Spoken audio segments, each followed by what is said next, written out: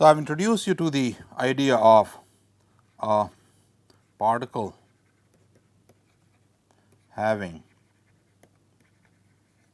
a wave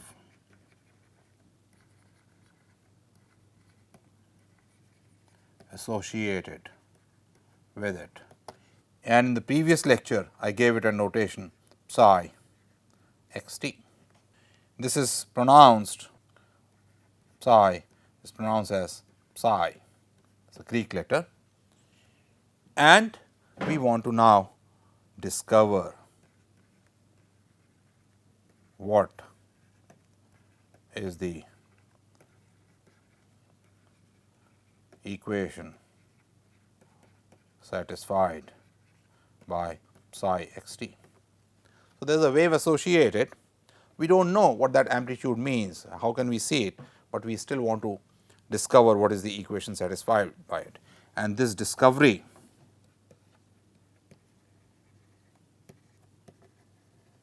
was made by Erwin Schrodinger,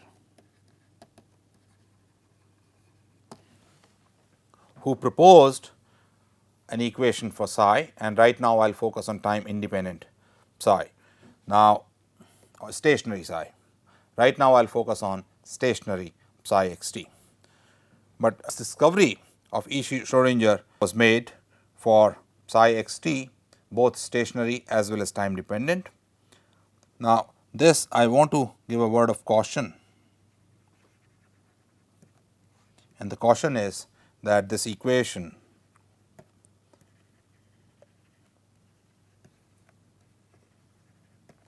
is discovered. It exists somewhere and it is discovered, and therefore, it is a fundamental equation. So, this is what I am telling you, and the caution is, do not think that it can be derived. It can be discovered by looking at it from different means, it can be justified. The ultimate test is experiment. The ultimate test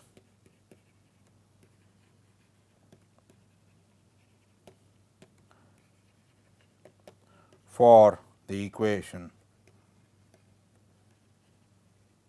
is matching of results with experiments.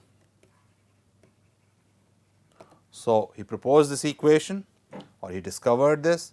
Now, we say discovered because once he discovered it, all the results that he found from this were matching with experiments. But it is a fundamental equation. It can be discovered by different means, but it is a fundamental equation. It cannot be derived from anything else. So, please beware of that. A lot of people say derive Schrodinger equation. That is a wrong statement to make. So, we will want to now kind of arrive at this equation and discover whether it is right or what. So, having given this background, what I want to focus on now is the stationary state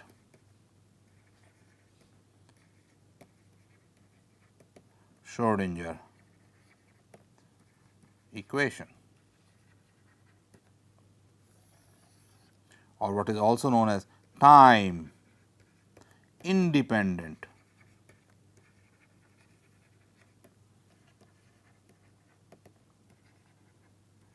Schrodinger equation.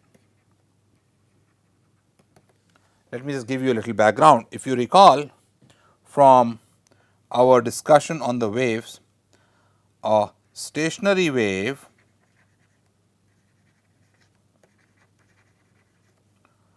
was something that had, now I will talk in terms of psi x t, a space part, let us write this as psi x, and a time part, and they were separated. And time part for a stationary wave was of the form sin omega t or e raised to minus I omega t. and take its real or imaginary part. So, time part of a stationary wave was a pure single frequency part, right, and that was frequency or angular frequency was omega. In the same manner, the stationary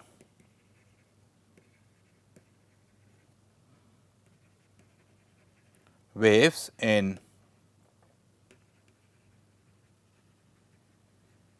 Schrodinger's theory will have a pure omega, which will be given as E over h cross, which is same as 2 pi E over h. Okay. So, the psi x t again is going to be written as some psi of x e raised to minus I e t over h cross, and we are looking for the equation for this psi x part. Recall from the stationary waves, and I am focusing on one dimension, d psi by dx square plus k square psi was 0 when psi depends only on x and there is a pure wave, and k was nothing but omega over v. Just go back to that lecture and see it. So, can I argue from here that a similar equation exists for material waves? So, let us see what is k for material wave, or k for a particle. It is given as 2 pi over lambda, which is nothing but 2 pi over lambda is h divided by p.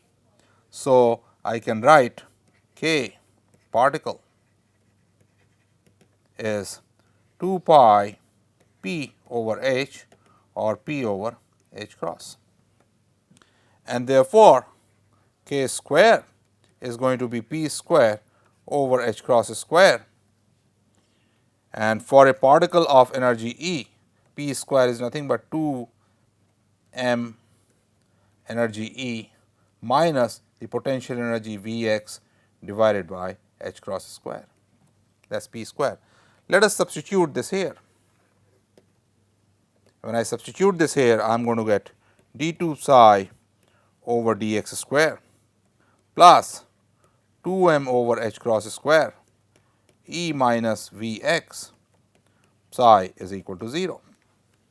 Can this be equation for the particle waves? So, this by manipulation gives you minus h cross square over 2 m d2 psi over dx square plus V x psi x equals E psi x.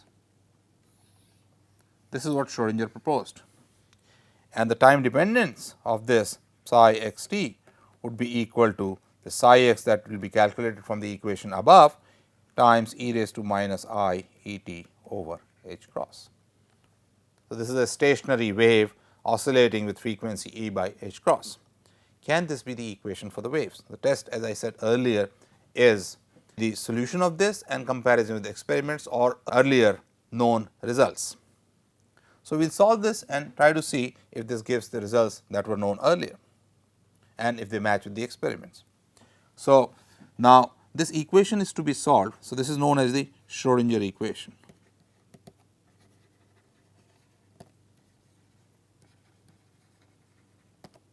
For stationary states.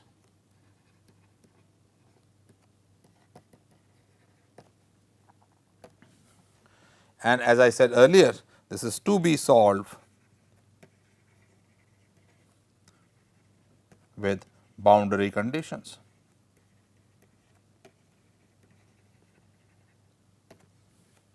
And when you solve a problem with boundary conditions, if you recall again from the example of string in my lecture on waves, boundary conditions means that the boundary conditions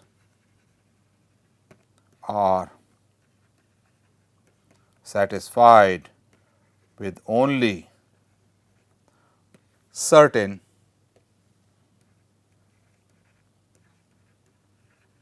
energies E n, and these will be known as eigenenergies. And these will represent the stationary state energy of the system. For example, in a hydrogen atom, they will give you the energies determined earlier. So, we have to check that. And we also demand that psi x satisfy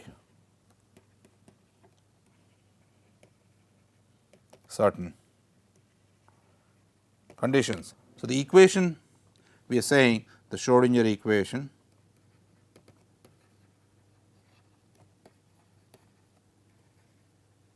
is minus h cross square over 2 m d2 psi over dx square plus Vx psi equals E psi, and conditions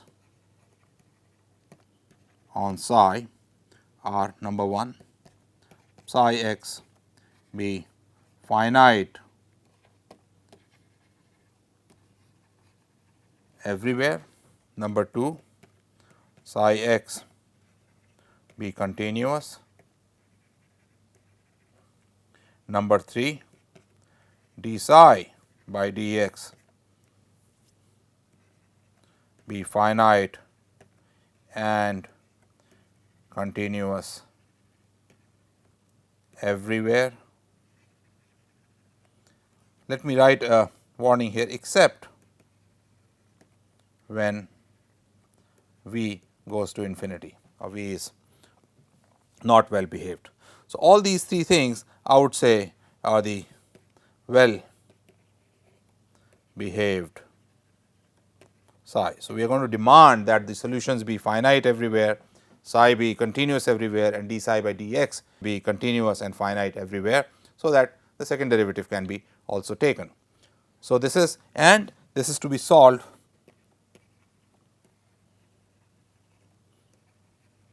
with boundary conditions, and the boundary condition is going to be, as we said earlier, that the wave function wherever it is finite, there is a particle is to be found there. So, wherever particle is not to be found, and that means generally x tending to plus or minus infinity, we will demand that psi be 0, or looking at the physical situation, psi should vanish wherever the particle is not to be found at all. Otherwise, it is finite, continuous, and its derivative is finite and continuous. Its three-dimensional generalization can also be written.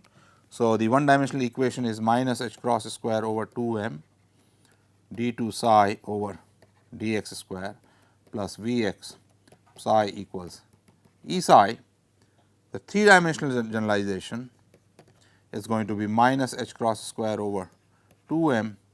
Laplacian would replace the second derivative, that is square psi, and is going to be a function of r, that means x, y, and z, plus v r psi r equals E psi r. Let me write it in terms of x, y, and z also, minus h cross square over 2 m del square psi of x, y, and z, that is what that r vector means, plus v as a function of x, y, and z, psi x, y, and z is equal to E psi x, y, and z.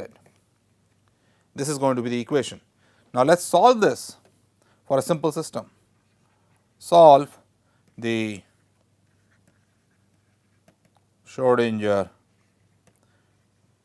equation for particle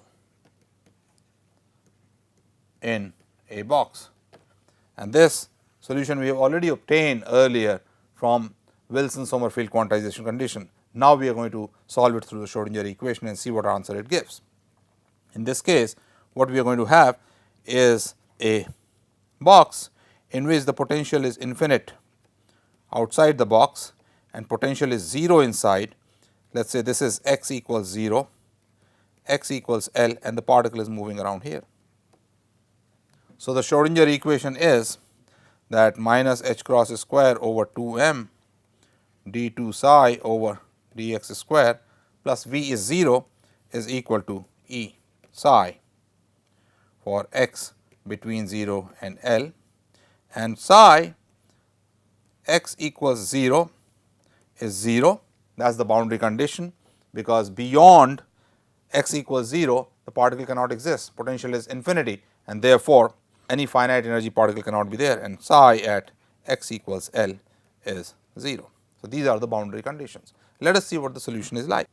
So, I am solving for particle in a box, v tending to infinity outside, particle is inside, and the equation is minus h cross square over 2 m d2 psi over dx square is equal to E psi, and therefore, d2 psi over dx square plus 2 m E over h cross square psi is equal to 0, and for E greater than 0, this is very simple to solve, call this k square. So, this equation becomes psi double prime plus k square psi is equal to 0, where k square is 2 m E over h cross square, and this solution we already know from the string solution. Psi x is going to be a sine of k x plus b cosine of k x, and psi 0 is equal to 0 implies b equals 0.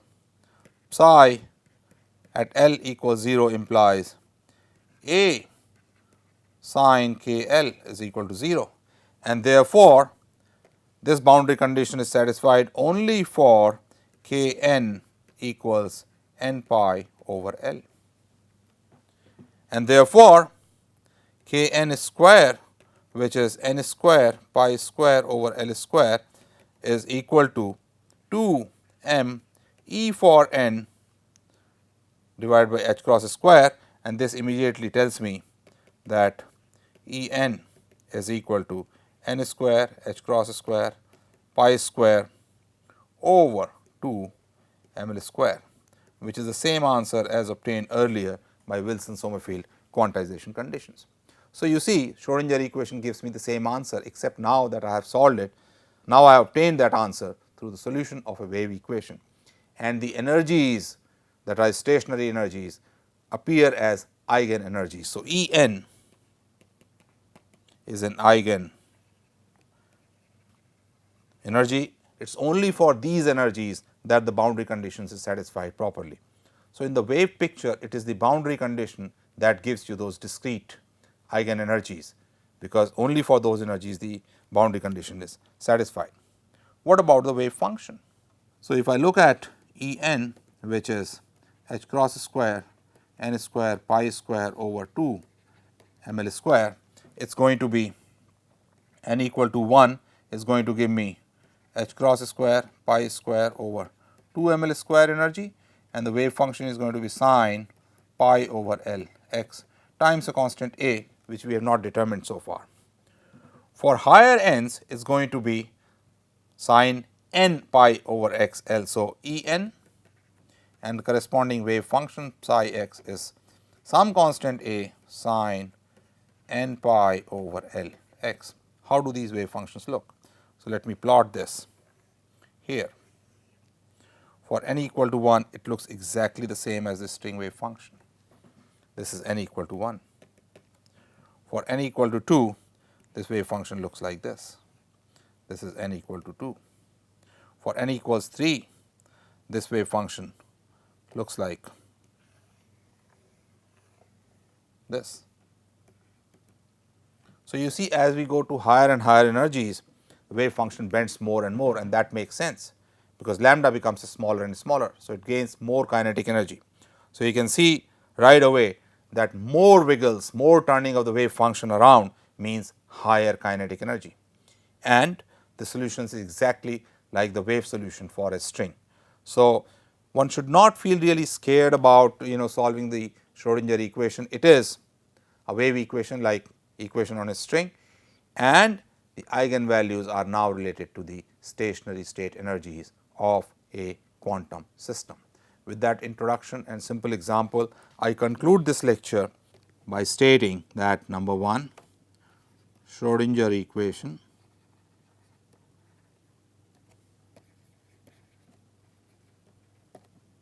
minus h cross square over 2 m del square psi plus v psi equals E psi is the fundamental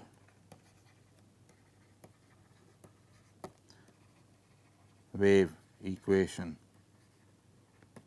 for material waves. Number 2, its solutions with proper boundary conditions give the quantum energies of a system. These energies are known as the eigen energies. I have introduced the idea of eigenvalues earlier in the wave lecture, and meaning of psi